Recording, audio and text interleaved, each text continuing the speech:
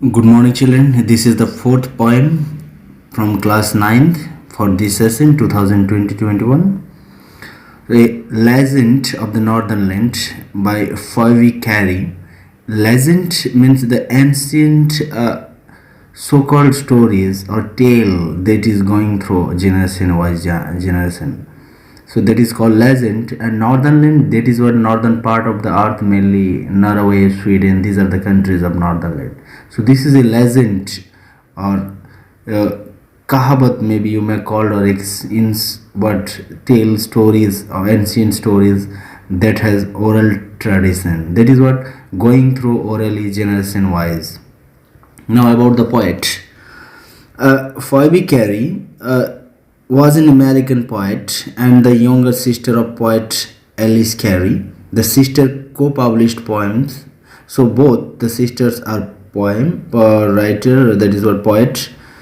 And joint anthology of the sisters. Both the sister together published that anthology, a series of poem. So they belongs from America. Next, line wise explanation, para wise I will explain it. This is a story and legend, a story, mythological story, or an incident that is going through the northern land, that is Norway maybe.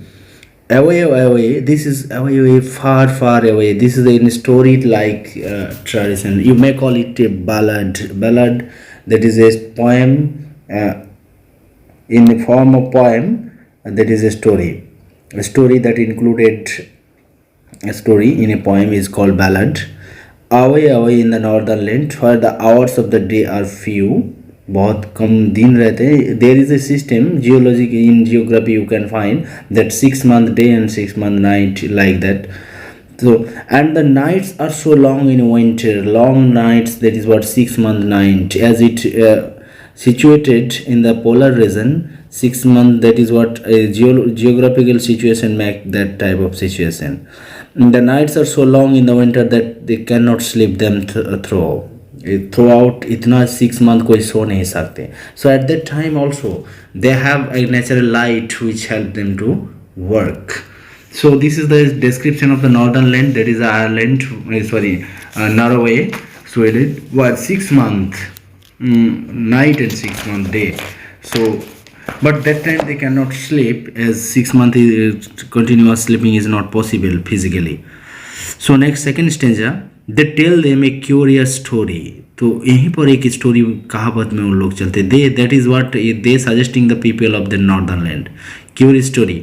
I don't believe, क्योंकि वो जो legend बोलते हैं, जो कहानी बोलते हैं, चलते हैं उसमें ओरल ट्रेडिशन में, उसको पोइट को पहले बिलीव नहीं हुआ है. दैट इज उसका कोई बट प्रूफ नहीं रहते ना, ओरल ट्रेडिशन में चलते आया, उसका कोई कॉन्क्रीट शेप नहीं रहते स्टोरी का. It is true, although it is a true story they believe, and yet you may learn a lesson if I tell that tale or to you. Tale here, second tale is suggesting here story. So this is what T sound repeated here, a figure of speech used here is alliteration.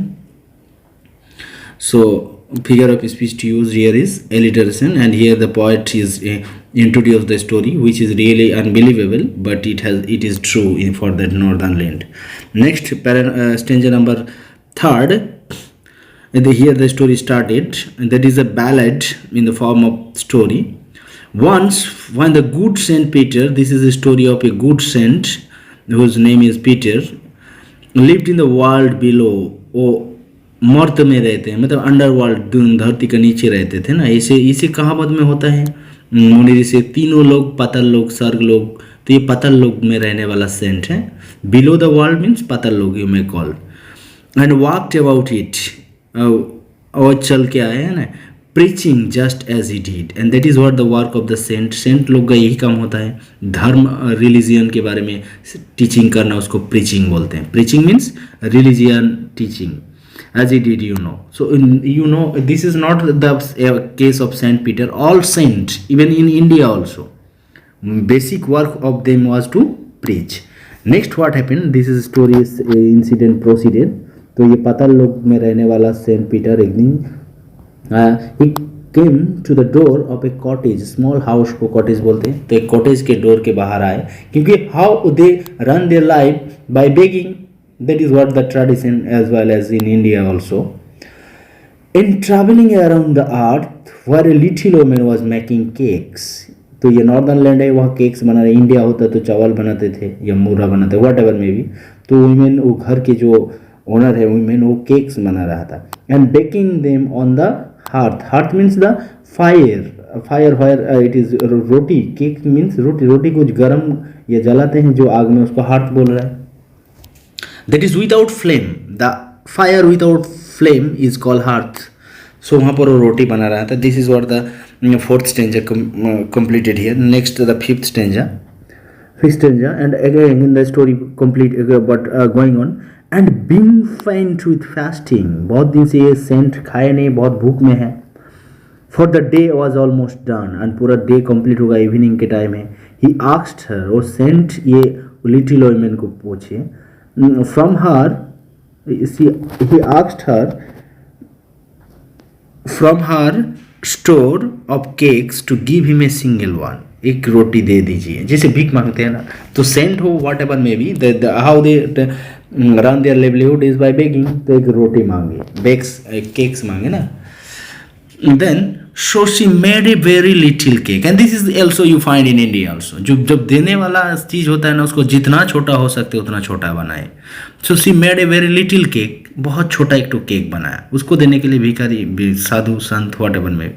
But as it baking ले सी looked. जब उसको बना लिया और उसकी तरफ वो देखा, looked at it and thought, क्या सोचा, seemed too large to give away. ये बहुत ज़्यादा बड़ा हो गया, इतना बड़ा को दे दूँ. That is what typical Indian feelings you find here.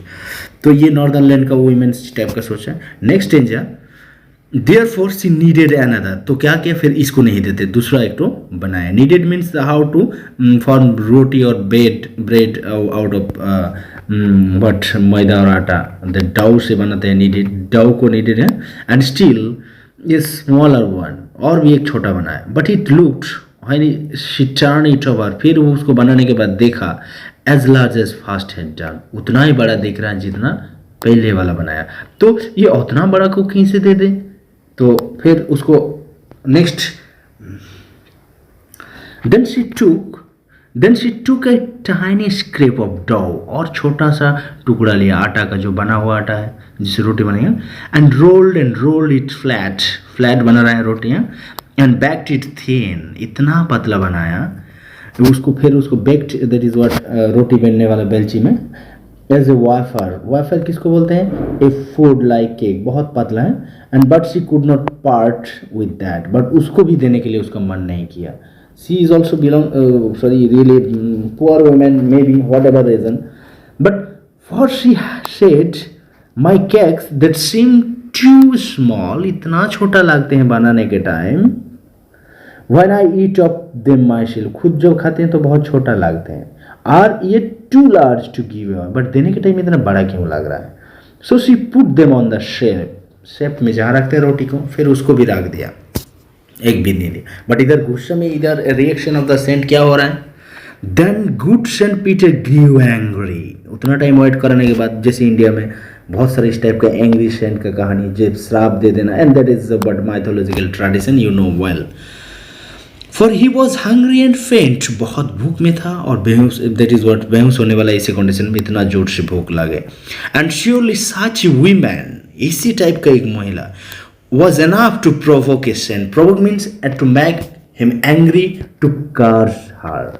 तो इतना गुस्सा दिलाए कि इसको कुछ कार्स दे देंगे. और उसका कार्स कभी विफल में नहीं जाता. As you know that Indian saint, ये बहुत सारे कहानी आपको मिलेंगे. गुरु द्रोणाचार्य, बहुत सारा इसी सेंट को आप इंडियन माइथोलॉजी में मिलेंगे. And he said you are far too selfish. आप बहुत ज़्यादा ही सेल्फिश हैं. To dwell in a human form. और इतना पापी लोग इंसान का रूप में ये धरती में रहने का हक नहीं है. To have both food and shelter. और ये खाना भी रहे, घर भी रहे, इस टाइप का इंसान को ये तो हो नहीं सकता. And fire to keep you warm. और ये नॉर्दर्न लैंड का है जहाँ पर फायर रियली ए मैटर. तो आपको इतना ठंडे गर्मी रखने का फायर भी आपको औकात नहीं. That is what you do not deserve it. That is what. Next stanza. Now you shall build as the birds do, आपको तो उसी टाइप का होना चाहिए जो चिड़िया खाने के लिए इधर उधर ठक्कर मार के घूमते हैं। And shall get your scanty food, बहुत रेयर में मिलने वाला फूड, बाय बोरिंग, बहुत मेहनत करके, एंड बोरिंग मतलब मिट्टी खुद के इधर उधर ढूंढ के, all day in the hard dry would, सूखा जंगल में या हार्ड में, वहाँ पर आपको ढूंढते ढूंढते खाना ढूंढना चाहिए। आपको तो इतना सुख, that is what happy life आप डिजर्व नहीं करते हो। देन उसके बाद क्या हुआ, these are the or the cursing word of the saint.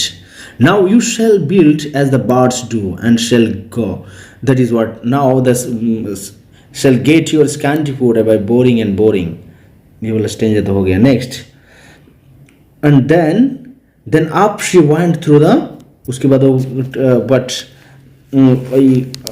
Birds में कन्वर्ट हो गया जब ब्लेसिंग बट कार्स दे दिया, श्राप दे दिया। तो then up she went through the chimney का ऊपर देके उड़ के गया। नेवर स्पीकिंग ए वर्ड, उसके बाद और बात भी नहीं बोल पाएंगे क्योंकि बर्ड्स तो बोलते नहीं ना। And out of the top flew a woodpecker, उसको वुड पैकर में कन्वर्ट कर दिया। So the little women curse to be a woodpecker, एक वुड पैकर में convert, for she was change to a bird, woodpecker bird में convert कर दिया उसको श्राप दे के। She had a scarlet cap on her head, scarlet red colour का टोपी टाइप का उसको हेड में रहते हैं ये वुड पैकर का सर में। तो है उस, that is the sign of that offence और evil she did, and that's why she was cursed to be a bird, and that was left the same. और अभी भी वो कैप मिलते हैं वो बर्ड्स का ऊपर, क्योंकि वो श्राप का, सेंट पीटर का श्राप से बना हुआ। इंडिया में भी ऐसे बहुत कुछ है ना माइथोलॉजिकल कहानी। That was left the same, but all the rest of her clothes were burned black as a coal in the flame, और पूरा ड्रेस जो पहने थे वो ब्लैक हो गया, और उसका बॉडी में जो फीचर्स है वो वुड पैकर का वो ब्लैक कलर के इसीलिए होता है। And every country school boy has seen her in the wood, अभी भी दिखाई देते हैं कोई कंट्री का स्कूल वुड में वुड पैकर, इंडिया में भी मिलते हैं woodpecker. Where she lives in trees, पेड़ में रहते हैं, टिल दिस वेरी डे, अभी तक, बोरिंग फॉर फूड, खाना ढूंढते रहा, दैट इज व्हाट, टायर्ड हो जाते तब दो बूंद खाना मिलते। क्यों? क्योंकि उसको ऊपर श्राप है कार से सेंट पीटर का, and that is what the mythology, the legend completed here. How the woodpecker created and what is the mark of the scarlet, the red colour का केप उसका सर में, वो ये सब का सिंबल है। And at the poem completed.